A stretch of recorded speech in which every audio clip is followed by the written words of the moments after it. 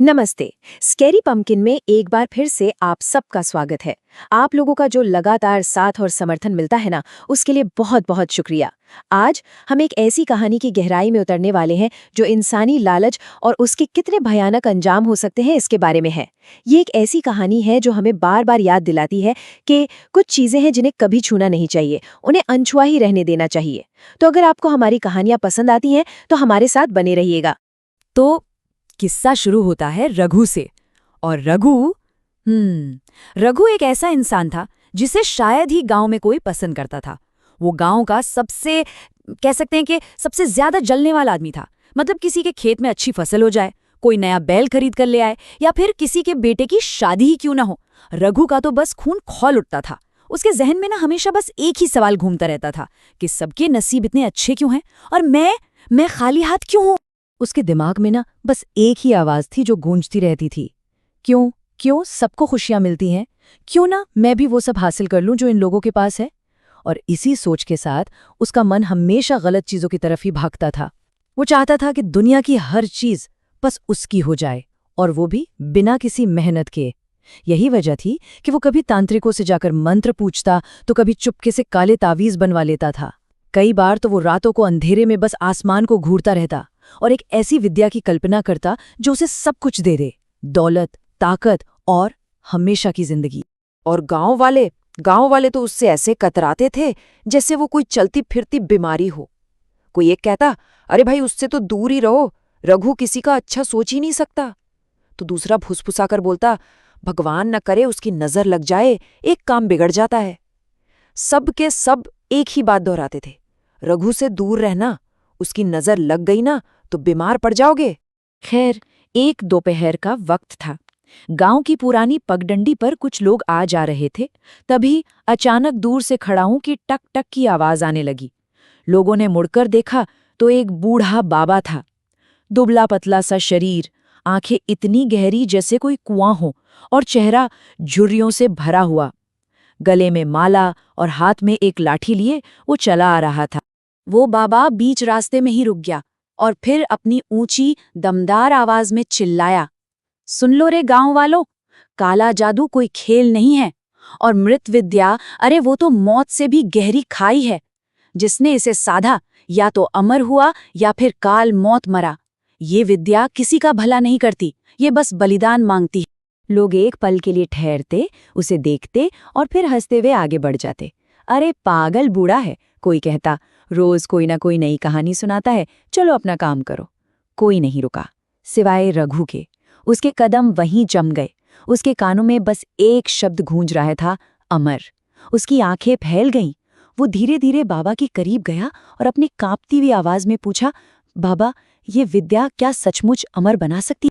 बाबा ने रघु की आंखों में झांका और जो देखा उससे वो सिहर गया। उन आंखों में न तो इंसानियत थी, न कोई दुख, बस लालच था और एक पागलपन। बाबा ने धीमी और गंभीर आवाज में कहा, हाँ, पर ये विद्या कोई साधारण चीज नहीं है। इसके लिए इंसान की आत्माराम हड्डी चाहिए, जिसे लोग 1.5 फुटिया भी कहते हैं। वो हड्डी उस मुर्दे की होती है जिसकी आत्मा अभी तक धरती से मुक्त नहीं हुई है।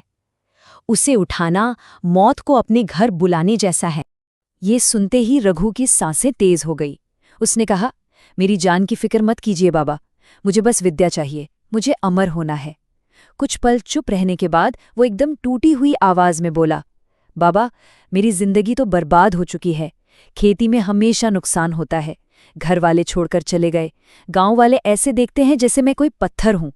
मेरे पास खोने के लिए अब कुछ नहीं बचा है बाबा। मुझे बस ताकत चाहिए, मुझे यह विद्या चाहिए, चाहे इसके लिए कुछ भी करना पड़े। बाबा ने उसकी सारी बातें सुनी, लेकिन बिना एक शब्द कहे अपनी लाठी टेकी और तेजी से आगे बढ़ गए। रघु पीछे से चिल्लाया, बाबा ठहरो, मुझे छोड़कर मत जाओ, मैं कुछ भी करूंगा। लेकिन बाबा तो और तेज चलने लगे। बस एक पल के लिए रघु की नजर हटी और बाबा गायब। रघु जैसे पागल हो गया, उसे ढूंढने लगा। गांव-गांव, नदी के किनारे, जंगल के पास, यहां तक कि पुरानी शमशान में भी उसने खोजा। कई रातों तक पीछा करने के बाद आखिर में उसने बाबा को जंगल के पार एक पुरानी सी झोपड़ी में ढूंढ ही निकाला। बाबा ने उसे देखा और एक गहरी सांस छोड़ी, बोले, तो तू आ ही गया। मुझे लगा ही था कि तेरे अंदर जो लालच का भूत है वो तुझे यहाँ तक खींच ही लाएगा। अच्छा, अगर इतनी ही जिद है तो फिर सुन। पहले वो हड्डी लेकर आ, आत्माराम हड्डी 1.5 फुटिया। उसके बिना मैं तुझे कुछ नहीं सिखाऊंगा। रघु की आंखों में एक पागलपन सा चमक उठा। उसने कहा, ठीक है बाबा, चाहे मेरी जान चली जाए, मैं वो हड्डी लेकर आऊंगा। अब कई दिन कई रातें उसके दिमाग में बस एक ही चीज घूम रही थी, 1.5 फुटिया हड्डी। एक रात उसे मौका मिल ही गया। गांव में एक बूढ़े आदमी की मौत हो गई थी।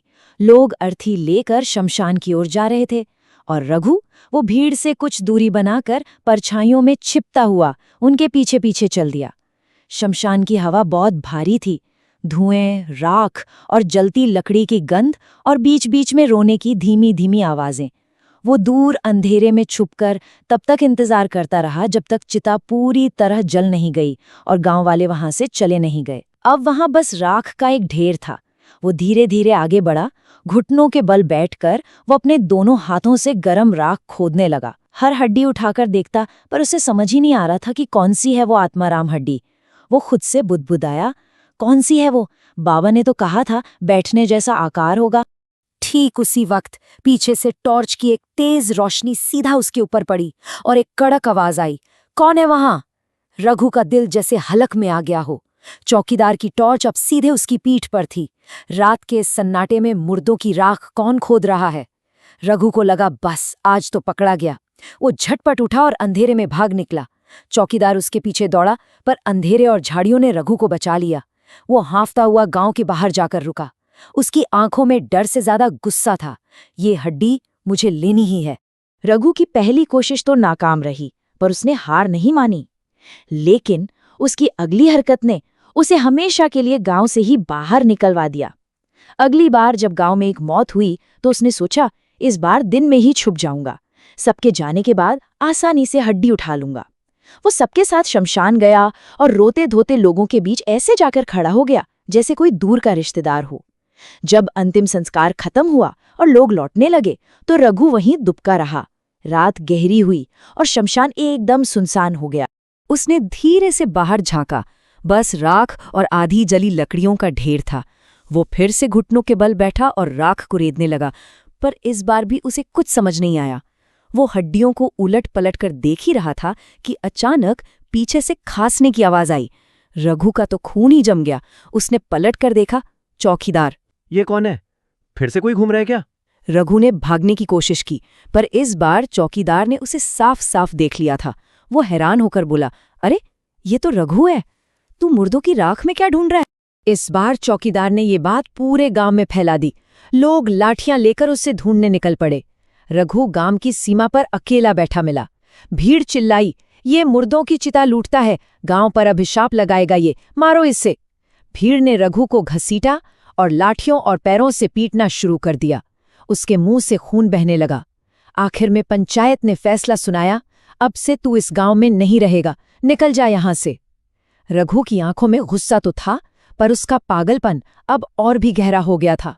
गांव से निकाले जाने के बाद रघु कई दिनों तक भूखा प्यासा इधर उधर भटकता रहा।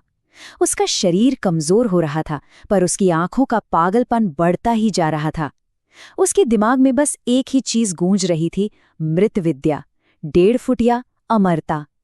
फिर एक शाम उसे कहीं से खबर मिली कि गांव में फिर किसी की मौत हुई है। ये सुनते ही उसका दिल तेजी से धड़कने लगा। वो खुद से बोला, यही मौका है, अब की बार मैं हार नहीं मानूंगा।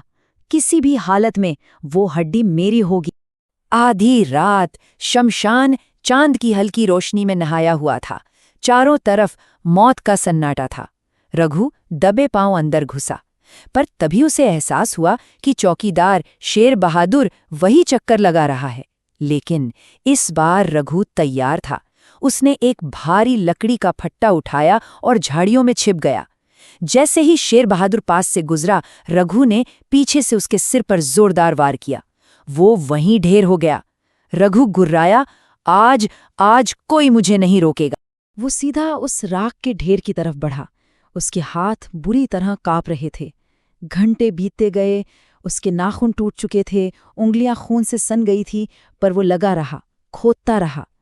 और तब अचानक उसकी उंगलियों ने कुछ अजीब सा छुआ, एक चीज जो ठंडी थी, बाकी हड्डियों से एकदम अलग, एकदम ठंडी। जब उसने राख हटाई तो सामने एक ऐसी हड्डी थी जो बाकियों से बिल्कुल अलग थी। वो सचमुच एक बैठे हुए इंसान की शक्ल में थी। ऐसा लग रहा था मानो राख के बीच कोई अपने घुटनों को समेट कर बैठा हो। रघु की सांस वहीं थम गई। वो बस फुसफुसाया, यही है 1.5 फुटिया आत्माराम हड्डी। उसका शरीर डर से कांप रहा था, पर लालच ने उसके हाथों को मजबूर कर दिया था। उसने हड्डी को अपने दोनों हाथों से उठाया। जैसे ही हड्डी हवा में उठी, राख के ढेर से ठंडी हवा का एक तेज झोंका उठा। आसमान में बादल छा गए और चांद की रोशनी बुझ गई। रघु हड्डी को अपने सीने से चिपकाकर पागलों की तरह हंसने लगा। मिल गई, हा हा हा, अब मैं अमर हो जाऊंगा, अब कोई मुझे रोक नहीं सकता। वो हड्डी लेकर भागा। पीछे शमशान से अजीब अजीब आवाजें आ रही थीं, जैसे कोई धीरे धीरे रो रहा हो या राख के नीचे से कोई भारी सांस ले रहा हो, पर रघु को कुछ सुनाई नहीं दे रहा। अगली शाम रघु बाबा की झोपड़ी पहुंचा। उसने झोला खोला और हड्डी बाबा के सामने रख दी। देखो बाबा, मिल गई, अब मुझे आगे की विधि बताओ, मुझे मृत विद्या चाहिए। बाबा की आंखें हड्डी देखकर बड़ी हो गई। वो कुछ देर चुप रहे, फिर धीरे धीरे बोले, तूने हड्डी तो पाली, पर यह तेरे लिए वरदान नहीं, अभिशाप भी बन सकती है। अब असली परीक्षा शुरू होगी और यहां से पीछे मुड़ने का कोई रास्ता नहीं है। रघु की आंखों में पागलपन था। मुझे फर्क नहीं पड़ता बाबा, मैं कुछ भी करूंगा, बस मुझे अमर बना दो। बाबा ने एक गहरी सांस ली। ठीक है, तो सुन, ये आत्माराम हड्डी 7 दिन तक जमीन में दबी रहेगी, किसी ऐसी सुनसान जगह जहां कोई आता जाता ना हो। तुझे रोज नींबू और काले तिल जलाकर मंत्र पढ़ने होंगे। उस जगह की दिन रात पहरेदारी करनी होगी। और सबसे जरूरी बात, वो हड्डी रात को अपना रूप बदल सकती है। कभी बच्चे जैसी दिखेगी तो कभी बूढ़े जैसी। अगर तू डर गया या उसे फेंक दिया तो तेरा खेल वहीं खत्म। रघु ने बिना सोचे समझे ही हामी भर दी। रघु उसी रात एक सुनसान टीले पर गया और हड्डी को गाड़ दिया। पर पहली ही रात कुछ अजीब हुआ। उसके कानों में फुसफुसाहट गूंजने लगी, निकाल, मुझे निकाल। रघु हड़बड़ा कर उठा, पसीने में डूबा हुआ था। सुबह जब वो उस जगह गया तो उसने देखा कि हड्डी जमीन से आधी बाहर निकली हुई थी, जैसे जैसे जमीन ने उसे उगल दिया हो। तीसरे दिन उसे एक भयानक सपना आया। एक लंबा काला साया उसी हड्डी को जमीन से निकाल रहा था और उसकी तरफ देखकर हंस रहा था। रघु चीख कर उठा। जब वो टीले पर पहुंचा तो हड्डी तो वहीं थी, पर उस पर अजीब पंजों के निशान बने हुए थे। उसकी हालत बिगड़ने लगी थी, पर लालच उसे पीछे हटने नहीं दे रहा था। आखिर 7 दिन पूरे हुए। रघु थका हारा कांपता हुआ बाबा के पास पहुंचा। बाबा, 7 दिन हो गए, अब विद्या पूरी करो। बाबा ने हड्डी उठाई, कुछ मंत्र बुदबुदाए और बोले, अजीब है, इस हड्डी के चारों ओर बहुत भारी परछाइयां हैं। फिर उन्होंने गंभीर होकर कहा, अब अंतिम विधि करनी होगी। 13वीं रात से पहले मंत्रों से आत्मा को बुलाना होगा। अगर तू उसे बांध पाया तो विद्या तेरी, और अगर आत्मा तुझ पर हावी हो गई तो ये शरीर तेरा नहीं रहेगा। रघु की आंखों में अब डर नहीं था, बस पागलपन था। जो होगा देखा जाएगा, शुरू करो। 13वीं रात। चारों तरफ घना अंधेरा था, हवा भी भारी थी। रघु और बाबा शमशान के उसी कोने में पहुंचे। बाबा ने चारों तरफ एक काला धागा बांधा, बीच में एक गोला बनाया और हड्डी को उसके अंदर रखकर घी का एक दिया जला दिया। याद रख रघु, बाबा ने कहा, आज की रात अगर जरा भी डरा तो ये आत्मा तुझे चीर कर रख देगी। बाबा ने विधि शुरू की और धीरे धीरे मंत्रोच्चार करने लगे। पहले तो सब शांत था, फिर हवा अचानक बहुत तेज हो गई। पेड़ों की डालियां कटकटाने लगी। कुछ ही देर में राख हिलने लगी और वो हड्डी वो धीरे धीरे कांपने लगी। रघु की आवाज कांप रही थी। बाबा, ये हिल रही है। बाबा चिल्लाया, चुप रह, मंत्र पढ़ता रह। पर तभी रघु की आंखें फैल गईं। हड्डी से धुआं निकल रहा था और उस धुएं से एक परछाई बन रही थी। एक परछाई जो लंबी और बहुत भयानक थी। उसकी सांस से राख उड़ रही थी। रघु का गला सूख गया। वो परछाई ठीक उसी की ओर देख रही थी। वो परछाई धीरे धीरे उसकी ओर बढ़ने लगी। रघु बुरी तरह कांपने लगा। उसके होठों से मंत्र टूटने लगे। वो गिड़गिड़ाया, बाबा, ये मेरे पास आ रही है। बाबा ने चेताया, डर मत, मंत्र बोलता रह, वरना तेरा अंत यही है। लेकिन अब डर ने उसके लालच को पूरी तरह से कुचल दिया था। उसकी जुबान लड़खड़ा गई और मंत्र अधूरा रह गया। तभी एक तेज, भयानक चीख के साथ वो परछाई रघु पर टूट पड़ी। उसकी आखिरी आवाज गूंजी, नहीं, मुझे अमर होना है। और अगले ही पल उसकी चीख अंधेरे में गुम हो गई। जब बाबा ने अपनी आंखें खोलीं तो हवा थम चुकी थी। चारों तरफ मौत जैसा सन्नाटा था और रघु अब राख के ढेर में पड़ा था। उसका चेहरा काला पड़ चुका था, आंखें खुली हुई थीं और शरीर ऐसा लग रहा था मानो अंदर से बिल्कुल खाली हो गया हो। वो काली परछाई वापस उसी हड्डी में समा चुकी। बाबा धीरे धीरे आगे बढ़े। उनकी नजर उस हड्डी पर पड़ी। उन्होंने अपने कांपते हाथों से उसे छुआ और जैसे ही छुआ, एक बर्फीली लहर उनके पूरे जिस्म में दौड़ गई। उनके कानों में एक साथ कई चीखें गूंज उठीं, किसी औरत की, किसी बच्चे की, किसी बूढ़े की। तब जाकर वो समझे। वो फुसफुसाए, हे भगवान, ये तो श्रापित हड्डी है। इसमें एक नहीं, कई आत्माएं बंधी हुई हैं। इसीलिए इसने रघु की जान ली।